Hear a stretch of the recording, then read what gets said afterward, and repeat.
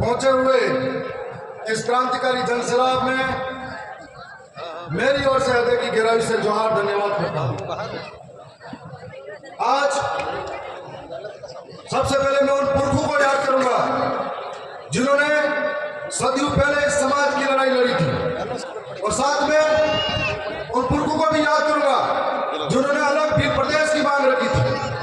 आज ये लड़ाई फिर से शुरू हुई, हक अधिकार की लड़ाई है, जिसके अंदर सदियों पहले हमारे पुरखे, जिनके इतिहास को हमें जानने की जरूरत है कि ये पुरखे जो अंग्रेजों, राजा रजवाड़ों और सामंतवादी सोच के खिलाफ भी लड़े थे, और ऐसे लड़े थे जिनकी बदौलत हमें कई सारे अधिकार मिले थे। और आज उस लड़ाई को आगे लाने के लिए ये जो पीढ़ी है वो आगे आई है। भील प्रदेश की मांग कोई नई मांग नहीं है। 1818 से पहले भी मानगढ़ की पहाड़ी के अंदर गुरु गोविंद महाराज के नेतृत्व में लाखों लोग इकट्ठे हुए थे और भजनों के माध्यम से जन जागरण करते थे, और उसके माध्यम से हमारे लोगों को इकट्ठा करके अलग भील प्रदेश की मांग रखी गई थी।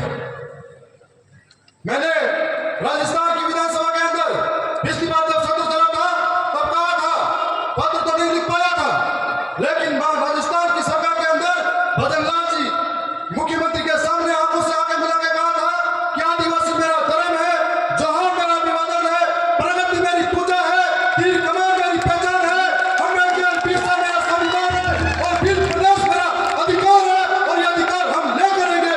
यह बात राजस्थान की विधानसभा के अंदर कही थी।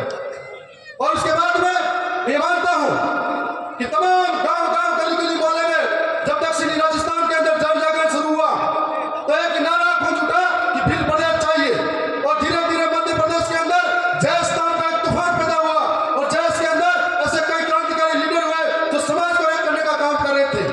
लेकिन बाद में मुझे लगा कि जब जयस तूफान पे आया, एक था दिखाने की जरूरत हुई, तब जयस के अंदर कई ऐसे सामाजिक लीडर थे जो अलग अलग वजह की लड़ाई में बढ़ते गए, और इस सामाजिक लीडर ने यह नहीं सोचा कि जिस जमीन से हम उठे, जिन लोगों ने दिन आशा और विश्वास के साथ में हमें आगे लिया और जिस समाज के नाम पर पहचान बनाई, और उस समाज का दम छोड़ के अन्य लोगों के साथ में गए जब हमें अपनी जरूरत महसूस हुई।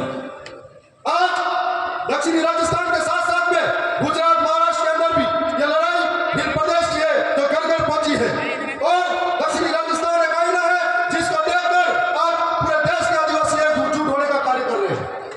मैं मानता हूं कि दक्षिणी राजस्थान के अंदर आज राजस्थान की विधानसभा में हम 4 भाई गए और दिल्ली के अंदर हमारा 1 भाई गया, लेकिन कभी भी आदिवासियों की समस्या को लेकर, आदिवासियों की बात को लेकर है हम कभी पीछे नहीं हटे।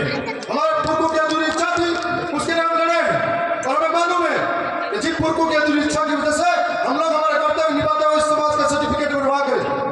मैं ये मानता हूं, आपके बीच में बात भी रखना चाहूंगा कि आखिर भील प्रदेश क्यों जरूरी है। भील प्रदेश इसलिए जरूरी है कि 5 अनुसूची इलाके में आज तक लागू नहीं हुई और लागू हो जाए। भील प्रदेश इसलिए जरूरी है कि कोई हमारे सिर पे आकर मुद्दे नहीं। भील प्रदेश इसलिए जरूरी है कोई हमको घसीट के मारे नहीं। भील प्रदेश इसलिए जरूरी है कोई हमारी बहन बेटी को जिंदा दफनाए नहीं। भील प्रदेश इसलिए जरूरी है कि कार्तिक दिल जैसे को मारे नहीं। भील प्रदेश इसलिए जरूरी है कोई मटके से पानी छूने से मारे नहीं। भील प्रदेश इसलिए जरूरी है कोई हमारे पुरखों की विरासत जड़ जंगल जमीन को छीने नहीं। इसलिए भील प्रदेश जरूरी है। और आज से पहले 1818 से पहले इस इलाके के अंदर अरावली की पहाड़ियां हो या इन 4 जगह पे आदिवासियों ने कभी प्रकृति को नुकसान नहीं पहुंचाया, न ही आदिवासियों ने जंगलों को खनन के लिए काटा था। और आज सरकार ऐसे ऐसे कानून ला रही है तो वन विभाग के अंदर हमारे आदिवासी वर्षों से इस जमीन पर रह रहे थे।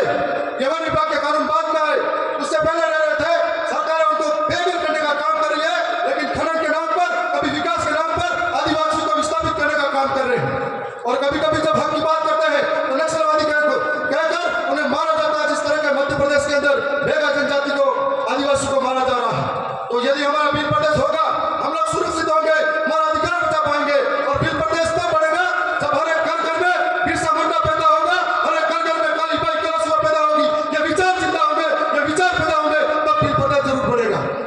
और मैं मानता हूं इस लड़ाई के अंदर अब बहुत सारे साथी नए जुड़ते जा रहे हैं, और राजस्थान के अंदर हो, भोपाल के अंदर हो, या गुजरात के गांधीनगर हो, महाराष्ट्र के मुंबई में हो, जब तक हमारी विचारधारा के लोग उस सदन के अंदर पहुंचेंगे, टेबल बजा के सरकार के आंखों में आके डाल के बोलेंगे कि हमें भील प्रदेश चाहिए, तो जरूर भील प्रदेश बढ़ेगा।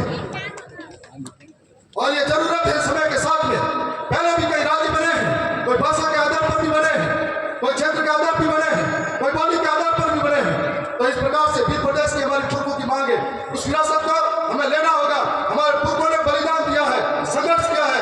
तो आज भाषा के आधार पर जो मैंने एक और बात इधर भी छिपी आ गई है, राजस्थान की विधानसभा में भी 2 मिनट करके बैठा दिया जाता है। तो मैं ये कहना चाहूंगा कि आने वाले समय में हम और मजबूती से लड़ेंगे। मैं जिस समाज के सर्टिफिकेट से राजस्थान की विधानसभा में हूँ, हमारे ऐसे ही समाज के सारे लोग यदि भील प्रदेश की मांग करते हैं, 5वीं अनुसूची को धरातल पर लागू करने की बात करते हैं, विकास के नाम पर विस्थापित हो रहे समाज की बात करते हैं, तो जरूर भील प्रदेश बनेगा। मैं ऐसी आशा और विश्वास के साथ में उम्मीद करता हूँ कि भोपाल की जो विधानसभा है, गुजरात की विधानसभा है और मध्य प्रदेश महाराष्ट्र की विधानसभा में है, जो लोग जिनका जमीन मर चुका है, वो लोग इस सर्टिफिकेट समाज के लगा कर वहां गए हैं, वो भी अगर भील प्रदेश की बात करते हैं, आने वाले समय में वो भी सुरक्षित हो पाएंगे। नहीं तो वो भी एक दिन मारे जाएंगे, क्योंकि हमें हमेशा हमारे लोगों द्वारा लड़वाया गया। कंटे मामा, बिरसा मुंडा और ऐसे कई तमाम योद्धा हुए जिनको हमेशा अपने लोगों के द्वारा षड्यंत्र करवाया गया, आपस में लड़वाया गया। इसलिए हमें हमारे समाज के लिए जब भी जाजब की बात है तो बिखरना नहीं है। और आज पूरे देश के अंदर 11 करोड़ आदिवासी है, लेकिन जितने आदिवासी हैं उतने संगठन बना चुके हैं, जितने आदिवासी हैं इतने झंडे चोली लेके घूम रहे हैं। यदि सारे लोग एक जाजब पर आएंगे तो जरूर अपने सपने साकार होंगे। मैं इसी बात के साथ में अपनी वाणी को ही विराम देता हूँ। जोहार। बहुत बहुत धन्यवाद। हम इस मंच से